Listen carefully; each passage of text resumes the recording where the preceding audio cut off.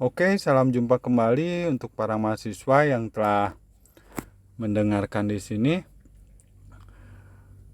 Kali ini kita berjumpa lagi dengan bahasan kerangka konseptual. Untuk bahasan kali ini adalah bahasan yang paling penting dipahami oleh mahasiswa. Jadi mahasiswa saya harapkan untuk mendengarkan dengan seksama apa yang akan saya jelaskan. Jadi mahasiswa untuk saat ini cukup dengarkan suara saya, abaikan suara-suara yang lain. Lebih konsentrasi dengan suara saya, juga apa yang saya gambarkan dalam video saya. Jadi nantinya mahasiswa bisa paham apa yang dimaksud kerangka konseptual. Oke. Dalam sebuah penelitian, mahasiswa harus paham benar akan apa pengertian kerangka konseptual. Nah, kerangka konseptual yang tidak tepat ini tentunya nantinya bisa menjelaskan tidak bisa menjelaskan hubungan antara teori dengan variabel penelitian. Nah, mungkin mahasiswa juga masih bingung seperti apa sih sebenarnya kerangka konseptual. Oke, ini saya contohkan beberapa kerangka konseptual ya. Contoh-contoh kerangka konseptual ini bentuknya seperti ini. Yang pertama saya ingin menjelaskan tentang pengertian dari kerangka konseptual. Kalau dilihat dari pengertiannya, sebenarnya kerangka konseptual penelitian itu merupakan suatu hubungan atau kaitan yang terjadi antara konsep yang satu dengan konsep yang lain yang berasal dari masalah yang akan diteliti. Oke, paham? Saya ulangi. Jadi kerangka konseptual penelitian itu merupakan suatu hubungan atau ikatan yang terjadi antara konsep yang satu dengan konsep lainnya yang berasal dari masalah yang akan diteliti. Itu pengertian dari kerangka konseptual. Nah, lalu buat mahasiswa yang lagi bikin kerangka konseptual juga harus paham benar apa saja yang harus diperhatikan ketika kita menyusun kerangka konseptual. Nah, di sini ada beberapa poin yang harus diperhatikan oleh mahasiswa terkait dengan ketika penyusunan atau pembuatan kerangka konseptual. Yang pertama, variabel penelitian yang akan diteliti haruslah jelas. Jadi mahasiswa harus jelas dulu variabel yang akan ditelitinya apa. Nah, itu variabel-variabel yang akan ditelitilah yang kemudian akan ada di kerangka konseptual. Yang kedua, kerangka konseptual wajib menjelaskan hubungan antara variabel-variabel yang akan diteliti serta ada teori yang melandasinya. Jadi di kerangka konseptual itu harus bisa dijelaskan juga hubungan variabel X dan Y-nya seperti apa, misalnya seperti itu. Terus ada tidak teori yang melandasi dari pembuatan kerangka konseptual yang Anda buat. Itu harus diperhatikan juga. Yang ketiga, hal penting lainnya adalah kerangka konseptual perlu dinyatakan dalam bentuk diagram atau bagan. Sehingga masalah penelitian yang akan dicari jawabannya mudah dipahami. Oke, paham ya? Kalau kerangka konseptual mungkin mahasiswa juga udah tahu secara sederhananya itu berupa gambar atau diagram ya. Diagramnya maksudnya gambar itu bagan ya. Jadi tidak ada kerangka konseptual yang berupa kata-kata. Walaupun kata-kata itu penguraian awal, tapi intinya itu di diagramnya atau di bagannya seperti itu. Nah, pada umumnya si kerangka ini digunakan untuk menghubungkan atau menjelaskan dengan baik dan maupun itu panjang lebar mengenai topik atau tema yang akan dibahas. Nah, biasanya juga si kerangka konseptual ini dihasilkan dari konsep ilmu atau teori yang biasanya digunakan sebagai suatu landasan penelitian yang diperoleh dari tinjauan pustaka. Oke, paham sampai situ ya. Kalau tinjauan pustaka, mahasiswa bisa lihat lagi di video saya sebelumnya biar paham juga apa itu tinjauan pustaka. Nah, selanjutnya yang harus dipahami juga mengenai tujuan dari si kerangka konseptual itu.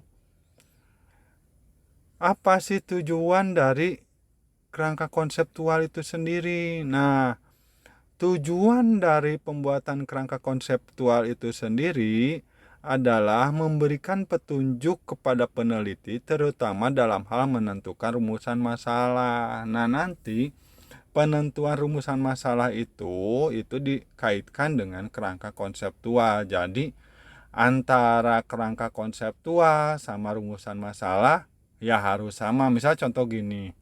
Saya kasih contoh misal di sini nih. Nih di sini. Misalnya di rumusan masalahnya kita untuk mengetahui apakah pendidikan berpengaruh terhadap perilaku pemberian ASI. Yang kedua, apakah pengetahuan berhubungan dengan perilaku pemberian ASI. Yang ketiga, misalnya, apakah sikap berpengaruh terhadap perilaku pemberian ASI. Dan keempat, apakah faktor persepsi itu berpengaruh terhadap perilaku pemberian ASI. Itu contohnya bisa pengaruh atau hubungannya.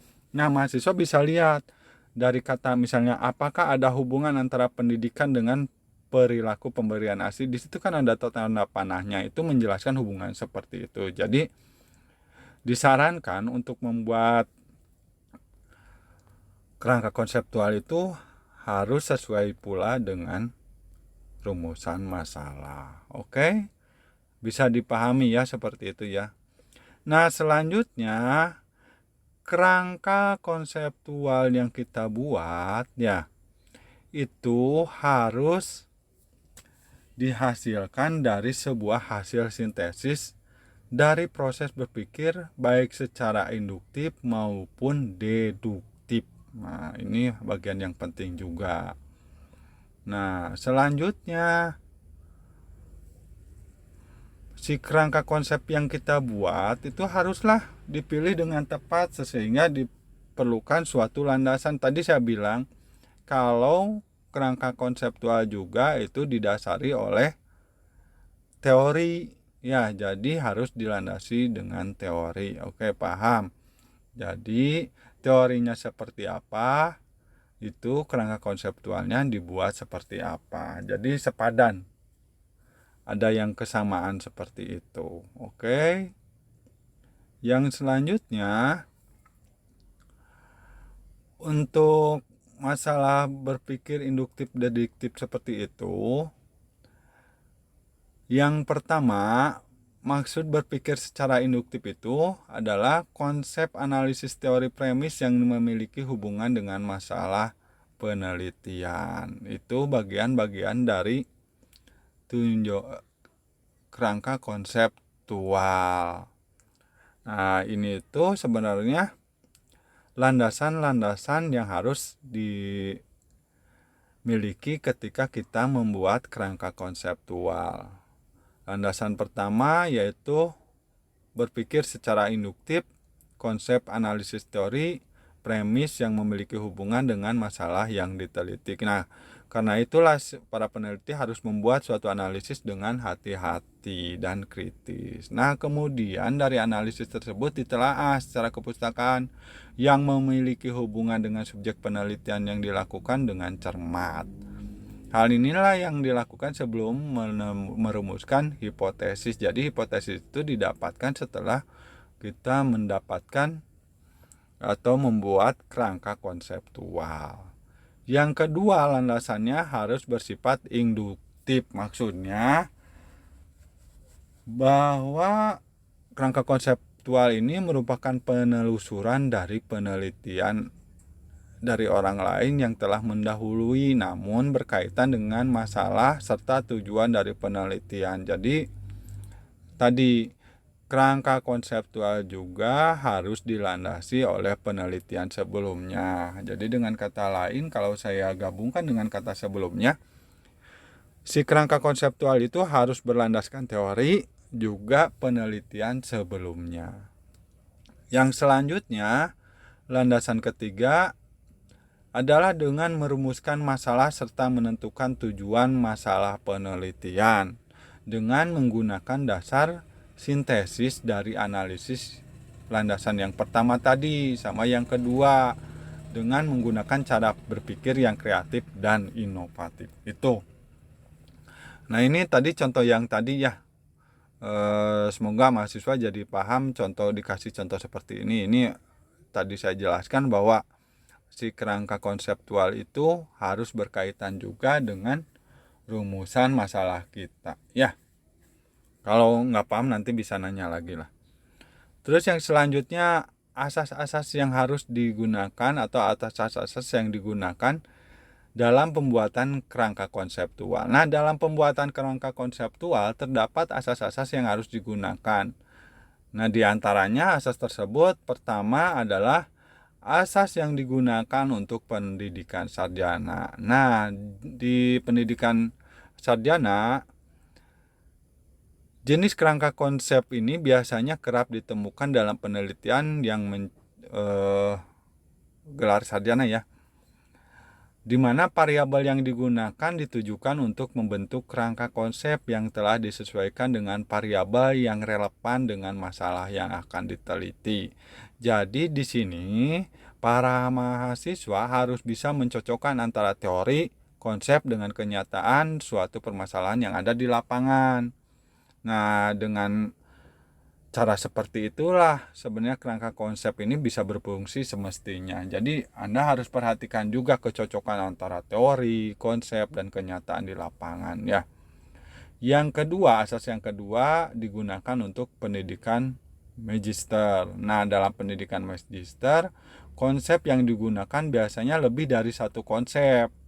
Nah, selain lebih dari satu konsep juga, di kerangka konseptualnya itu dimasukkan ide dan juga gagasan baru yang ada di dalamnya. Nah, nantinya dalam penelitian seperti ini, kerangka konseptual yang dilakukan harus ada dimodifikasi sedikit dari sebelumnya, tapi harus sesuai realitas.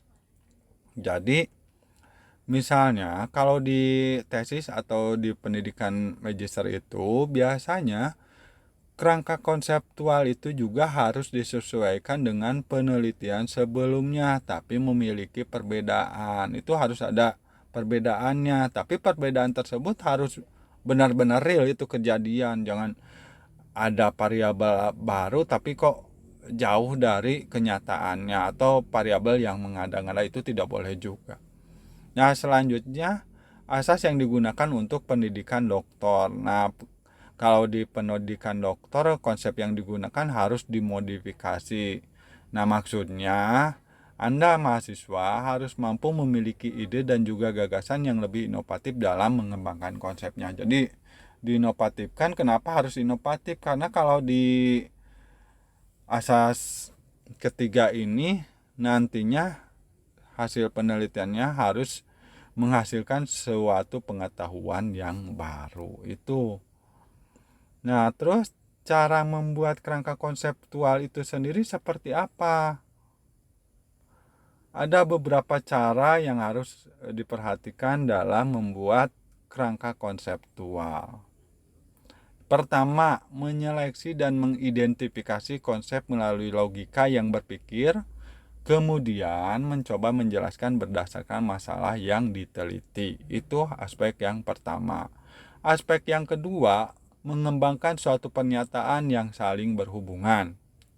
Dan aspek ketiga ini mengembangkan konsep yang ada di dalam gambar maupun kerangka. Kan itu bentuknya kerangka konseptual. Nah, itu harus bentuk gambar atau bahkan kan tadi ya. Nah, itu harus dikembangkan dari gambar seperti itu. Oke?